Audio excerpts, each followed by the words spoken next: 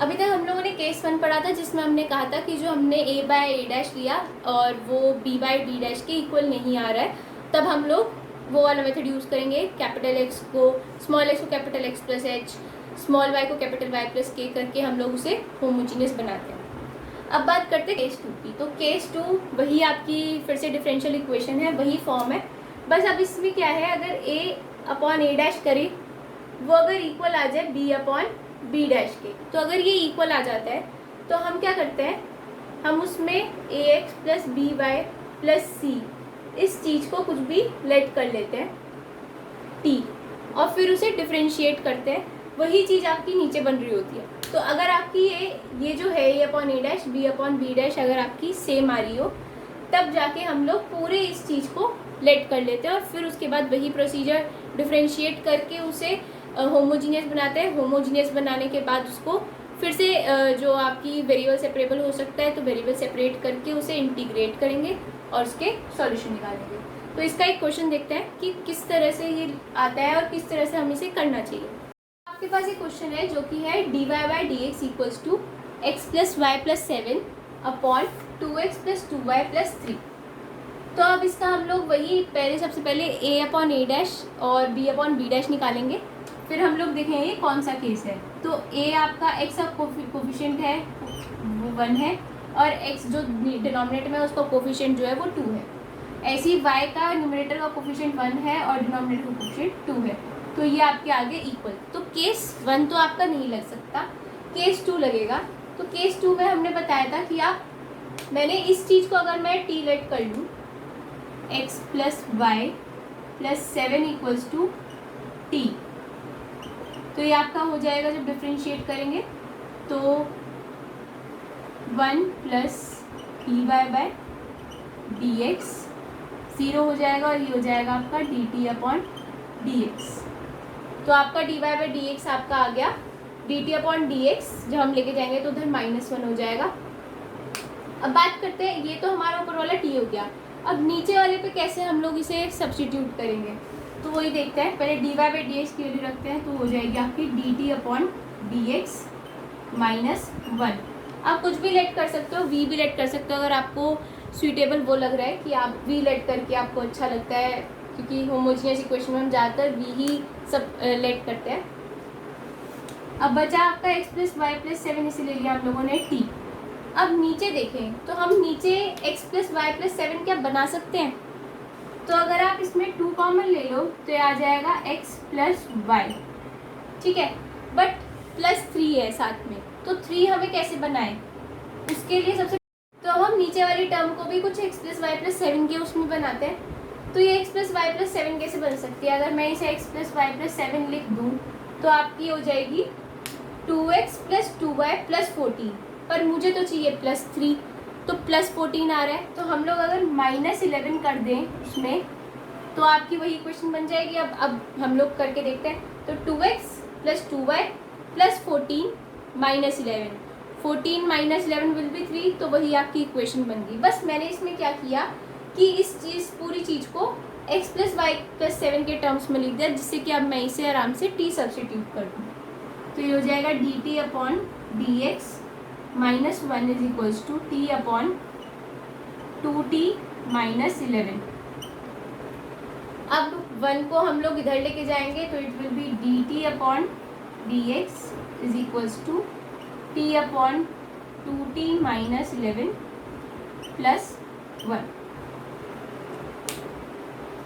अब इसको हम लोग सिंप्लीफाई करते हैं, तो ये आएगा आपका d t upon d x is equals to t upon 2t -11 है तो वो ऊपर जाएगा, तो आपको बचा t अपॉन 2t -11 तो नीचे ही है, प्लस 2t -11 ऊपर भी आ गया जब एलसीएम लिया, तो यह आपका बना 3t -11 upon 2t -11 dt upon dx के इक्वल आपका ये आ गया। अब बात करते हैं हम लोग D t upon d x की वैल्यू, तो ये आ गई। अब हम टी के जो वेरिएबल्स हैं सारे वो इधर लेके चले जाते हैं डी टी के साथ, तो it will be 2t -11 upon 3t -11 integration साथ में कर लेते हैं, d t is equals to integration of d x. अब बात करते हैं इसकी कि अब इसको इंटीग्रेट हम लोग कैसे करें। तो इंटीग्रेशन करने के आपके पास बहुत तरीके होते हैं। हम लोग इसको ऐसे भी कर सकते हैं, 2 बार ले लिया t upon 3t minus 11 1 upon 3t minus 11 dt साथ चल रहा है is equals to integration dx। अब इसको आप 3t माइनस 11 चाहे ऊपर बना सकते थे, हम ऐसे कर लेते हैं इसको। ये आ जाएगा आपका 2,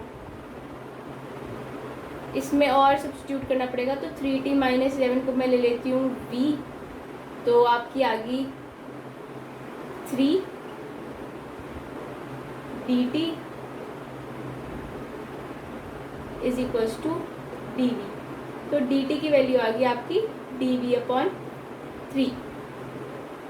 अब लेकिन आपको यहाँ पे t भी है साथ में, तो t की वैल्यू मैं यहाँ से सब्स्टिट्यूट कर दूँ तो ये आ जाएगा 2 तो एज इट इज़ रहा, t की वैल्यू आ जाएगी v प्लस 11 अपॉन 3 और dt की वैल्यू भी आपका ये चीज़ आपने मानी थी 3, तो ये 3v हो गया और dt की वैल्यू आई dv अपॉन 3, तो ये dv अपॉन 3 साथ में आ गया माइनस 11।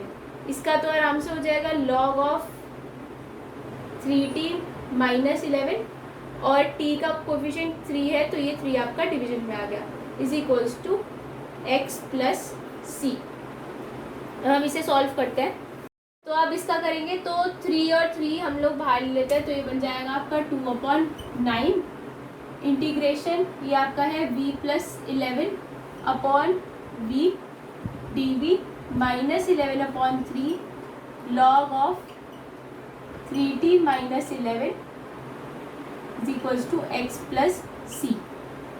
अब v प्लस 11 अपॉन v है, तो इसको भी आप अलग अलग करके इसे इंटीग्रेट कर सकते हो। तो हम डायरेक्ट लिख देते हैं 2 upon 9 into v plus 22 upon 9 log of v minus 11/3 log of 3t minus 11 is equals to x plus सी।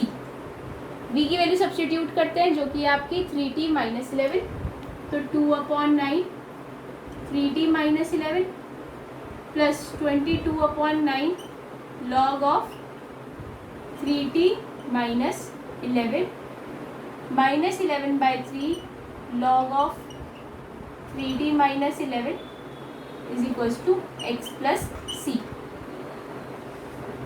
अब है आपका ये दोनों सेम है, तो इनको आप log 3t माइनस 11 कॉमन ले लो और उसका एलसीएम ले लेते हैं 2/9 3t माइनस 11 प्लस 9 लेंगे तो आपका यहाँ होएगा 3 से मल्टीप्लाई, तो हो जाएगा -33 प्लस 22 विल बी माइनस के 11 upon 9 log of 3t minus 11 is equals to x plus सी।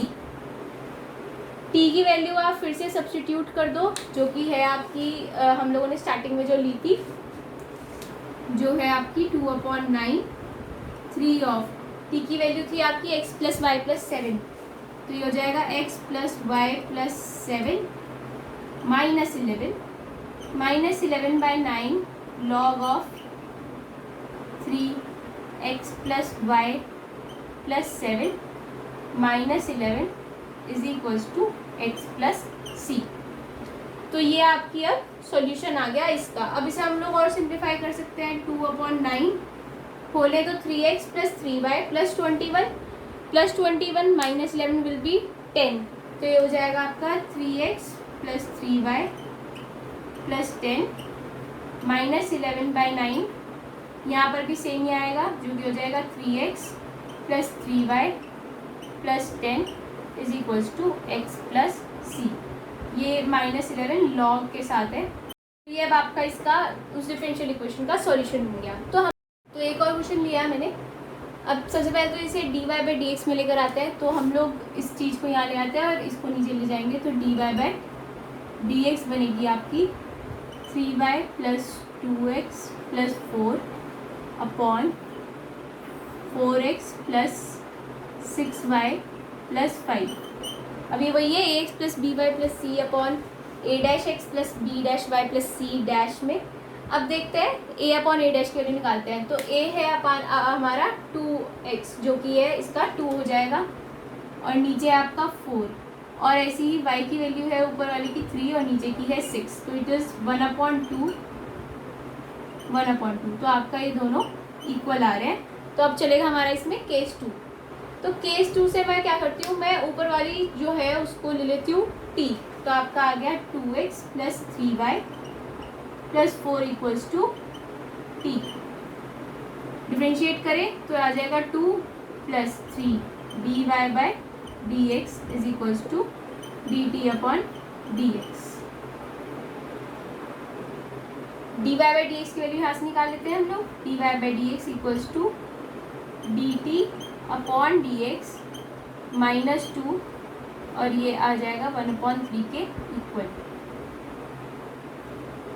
अब है हमारी जो अब ऊपर वाले को तो टी लेट कर लिया, अब नीचे वाले को टी कैसे बनाए, टी के टर्म्स में कैसे लाए, तो वो देखते हैं।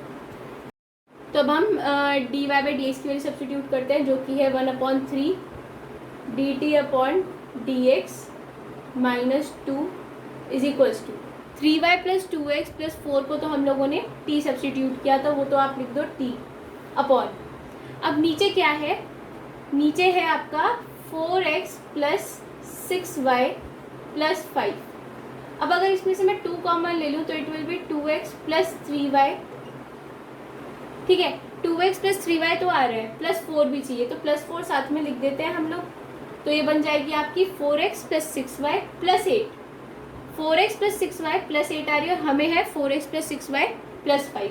तो -3 कर दूँ तो आपका प्लस 5 बन जाएगी। तो यही चीज़ आई आपकी 2 into 2x plus 3y plus 4 minus के 3।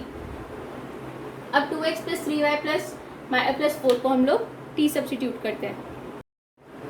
तो अब हम इसे सिंप्लीफाई करेंगे तो आपका आया D t upon d x minus 2 और ये t इसकी वैल्यू भी t हो जाएगी तो हो जाएगा 2t माइनस 3।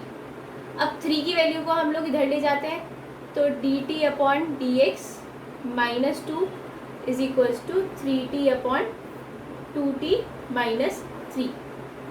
अब -2 को भी राइट हैंड साइड पे लेके जाएंगे तो it will be d t upon d x is equals to 3t upon 2t minus 3 plus 2। Simplified form आ जाएगी इसकी 3t plus 4t minus 6 upon 2t minus 3 जो कि हो जाएगा आपका 17 माइनस 6 अपॉन 2t माइनस 3। ये आ गया आपका dt अपॉन dx। अब t की वैल्यू उसको उधर लेके जाएं और x को इधर और इंटीग्रेट करेंगे। तो अब हमारा ये आया, इंटीग्रेशन करते हैं अब इस चीज़ की। तो इंटीग्रेशन वैसी ही होएगी कि जो मैंने पहले वाले में करी थी। 2 बाहर निकाल देते हैं t अपॉन 70 माइनस 6 माइनस 3 बाहर निकाल देते हैं dt upon 70 minus 6 integration dx। dt यहाँ पे भी आएगा। अब 70 माइनस 6 है तो उसको मैं कुछ ले लेती हूँ, 70 माइनस 6 को ले लेते हैं v। यह आ जाएगा 7 dt is equals to dv। तो dt की वैल्यू आपकी निकल गई है dv अपॉन 7 और यहाँ से आप अपनी t की वैल्यू निकालोगे तो ये आ जाएगा 2 इंटीग्रेशन t की वैल्यू आएगी v प्लस 6 अपॉन 7 और ये 70 माइनस 6 को आपने v लेट किया था तो ये v इंटू dt की वैल्यू आपकी आई है dv अपॉन 7 तो dv अपॉन 7 माइनस इसको हम लोग इंटीग्रेट कर सकते हैं तो ये हो जाएगा -3 लॉग ऑफ 70 माइनस 6। t का कोफिशिएंट 7 है तो ये आ गया नीचे is equals to x plus सी। इसे सॉल्व करें तो ये हो जाएगा t2 इंटीग्रेशन 7 बाहर निकाल दूँ। ये आपका बचा v plus 6 upon v dv minus 3 upon 7 log of 70 minus 6 x plus सी। अब इसको भी आप सेपरेट करके इनको इंटीग्रेट कर सकते हो।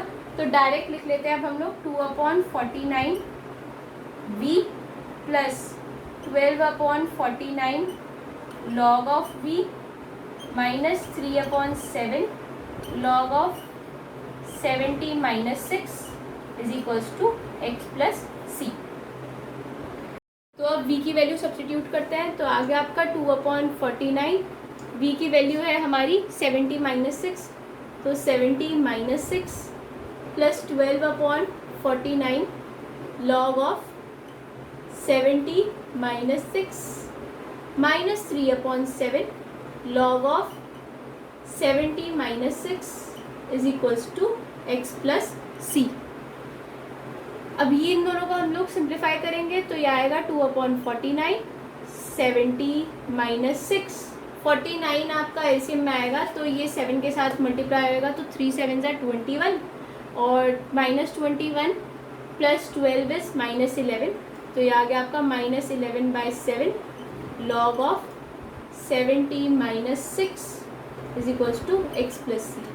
लास्ट हमारा स्टेप बस यही है कि 2/49 सब्स्टिट्यूट करते हैं जो कि थी 2x plus 3y plus 4 minus 6 यहाँ माइनस 11/7 log ऑफ 7, t की वैल्यू है 2x plus 3y plus 4 minus के 6 is equals to x plus c. Simplify form करते हैं इसकी तो 14/49 2x प्लस 3y, 7 को हम लोगों ने बाहर ले लिया तो 2x plus 3y plus 4 minus 6 हो जाएगा तो ये प्लस 2 बन गया आपका minus 11/7 log of 14x plus 21y plus 28 minus 6 तो plus 22 is equals to x plus c. आप इसे अब कैंसिल भी कर सकते हो तो आ जाएगा 2/7 और फिर इसके बाद यही है। तो अब हमारा जो ये लास्ट में आएगा वो आपका आ गया सॉल्यूशन।